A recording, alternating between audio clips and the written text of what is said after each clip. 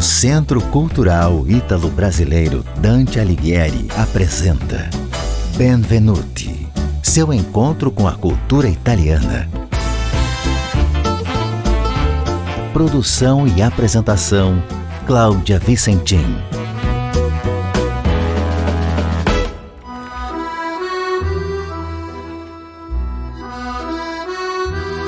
No fim de abril, mais precisamente no dia 25, uma canção ecoa por todos os cantos da Itália, Bella Ciao.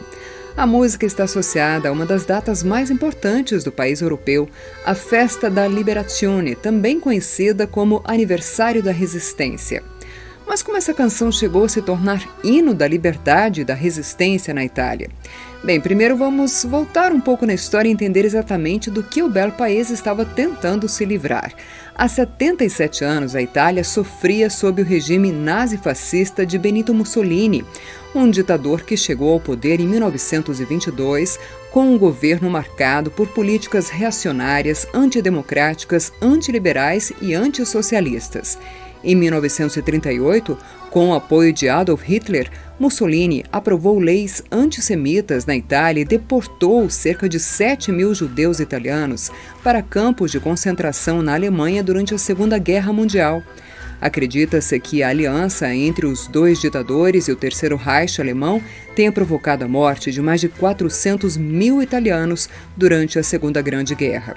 Esse pacto do mal entre o líder do fascismo com o pai do nazismo durou até 3 de setembro de 1943, quando o governo italiano assinou um armistício com os aliados que resultou na rendição incondicional da Itália. Para não confundir sua cabeça, é preciso esclarecer que, na teoria, a Itália era um país governado pela monarquia naquela época, e Mussolini era o primeiro-ministro, ou seja, na prática, era ele mesmo quem mandava.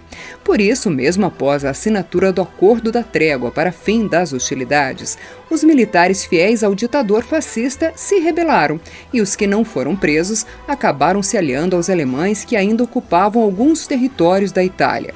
Foi quando o Comitê da Alta Itália de Libertação Nacional proclamou um levante geral em todos os territórios que permaneciam ocupados pelos alemães e italianos colaboracionistas. Partidários de várias frentes, democratas cristãos, comunistas, socialistas, monarquistas e republicanos, deixaram de lado suas diferenças ideológicas e se uniram em um ataque às guarnições fascistas e alemãs que ainda resistiam, obrigando a rendição das mesmas. Isso aconteceu antes mesmo da chegada das tropas aliadas a essas regiões. Mussolini conseguiu fugir desse ataque, mas foi preso tentando sair da Itália no dia 28 de abril de 1945.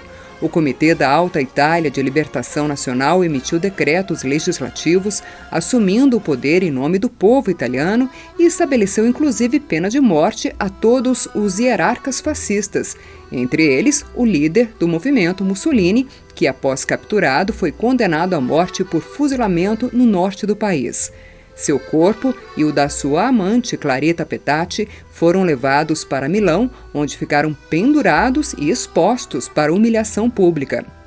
Mas por que a Festa da Liberazione é celebrada em 25 de abril? Bem, a data representa simbolicamente o fim da fase militar da resistência e o início efetivo de uma nova etapa de governo e de seus representantes, o que levou à realização do primeiro referendo para a escolha da forma de governo. Os italianos votaram para continuar com a monarquia ou adotar a maneira republicana de governar. No dia 2 de junho de 1946, venceu a segunda opção, nascendo a República Italiana. A festa de 25 de abril foi oficialmente instituída em 1946 por uma proposta do democrata cristão Alcide de Gasperi ao rei Umberto II, que emitiu um decreto legislativo estabelecendo a data como feriado nacional para comemorar a libertação total do território italiano. Desde então, o dia é muito celebrado em todas as regiões do país europeu, com diversos eventos e manifestações. Em Roma, o presidente vigente sempre coloca uma coroa de flores no Memorial do Soldado Desconhecido no Altare della Patria, que fica na Piazza Venezia. Agora entra a parte histórica, heróica, cantada e aclamada. Nesta retomada do poder pelos italianos, muitos dos grupos que se uniram ao chamado Exército da Libertação eram formados por civis da resistência, os famosos partigiani. E durante toda a guerra, eles cantavam muito a música Bella Ciao, especialmente na região da Emília-Romanha e Piemonte. Em tradução livre, Bella Ciao quer dizer adeus, querida. Não há consenso sobre sua autoria. A maioria diz que é de autor desconhecido, mas há semelhanças textuais e musicais com algumas antigas composições. Segundo Cesare Bermani, especialista em música popular italiana, há muitas versões reivindicatórias de Bella Ciao. Uma, inclusive, remonta à Primeira Guerra Mundial e seria uma espécie de protesto contra o sistema militar após o fracasso da Batalha de Caporetto, vencida pelos exércitos austro-húngaro e alemão em 1917. Outras versões importantes se espalharam durante a Segunda Guerra e dão conta de que a canção tem aparecido em 1951 pela voz das Mondini, arrozeiras, as mulheres que trabalhavam de forma temporária em outras regiões nas colheitas de arroz. Nesses casos, a canção trataria mais de amor. Na verdade, mesmo que esse mistério nunca se resolva, Bella Ciao segue como um hino de protesto contra um invasor e a favor da liberdade. E muitos se apropriam da sua força expressiva para diferentes manifestações em várias versões, como a jazzística de Woody Allen, a melancólica no vozeirão inconfundível de Tom Waits e uma versão mais vibrante na interpretação de Mano Chao. Bella Ciao dá voz à festa da liberazione e uma liberdade em todos os sentidos e já foi traduzida para mais de 40 idiomas, superou fronteiras e até durante a pandemia foi cantada nas varandas, como um hino de protesto e resistência contra a triste devastação provocada pelo coronavírus na região italiana da Lombardia. Foi nessa época que um grupo brasileiro, os Salvadores Dalì, também resolveram gravar uma canção em português inspirados no hino italiano. Com pequenos ajustes na tradução da poesia original de Bella Ciao, a versão brasileira dá voz à luta contra o fascismo ou neofascismo e acrescenta a indignação com relação aos números da Covid no nosso país. Vale a pena conferir todas as versões de Bella Ciao, que também ganhou as telas. Recentemente voltou a ser destaque na série La Casa de Papel, produção da Netflix e de grande sucesso no Brasil. Desconhecida de muitos jovens que assistiram à produção cinematográfica, a música fez tanto sucesso que ganhou até um remix de funk.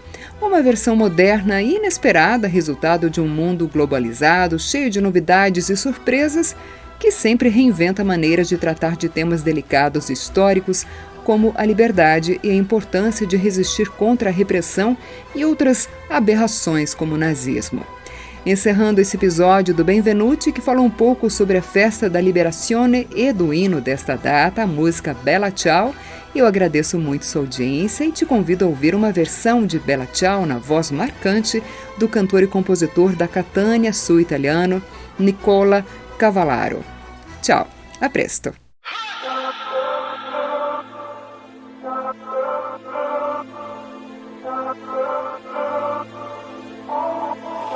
Una mattina mi son svegliato, oh bella ciao, bella ciao, bella ciao, ciao, ciao. Una mattina mi son svegliato e ho trovato l'invasor. Oh partigiano, portami via.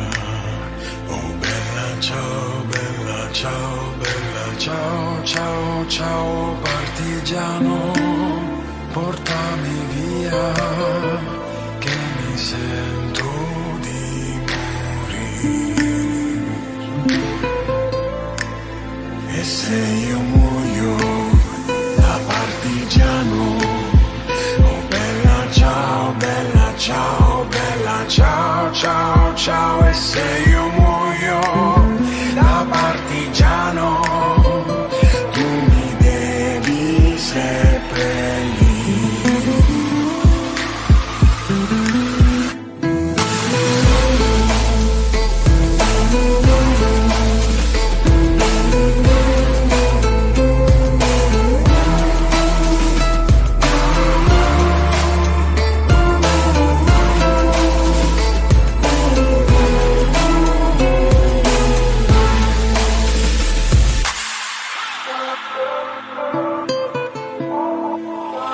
seppellire lassù in montagna. Oh bella ciao, bella ciao, bella ciao, ciao, ciao, e seppellire lassù in montagna sotto l'ombra di un bel fior. Tutte le genti che passeranno. Oh bella ciao, bella ciao, bella ciao, ciao, ciao, tutte le genti che passeranno ti diranno che bel fior.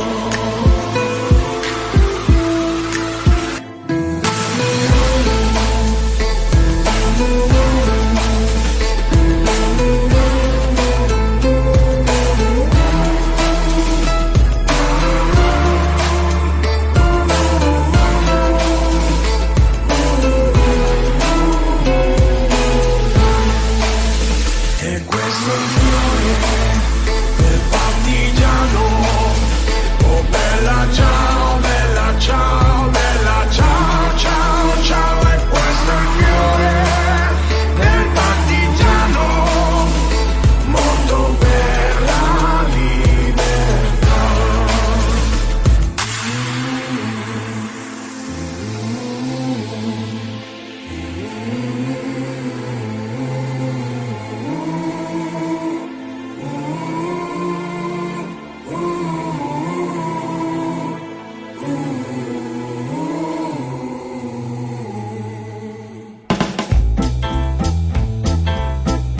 Você acabou de ouvir Benvenuti, seu encontro com a cultura italiana.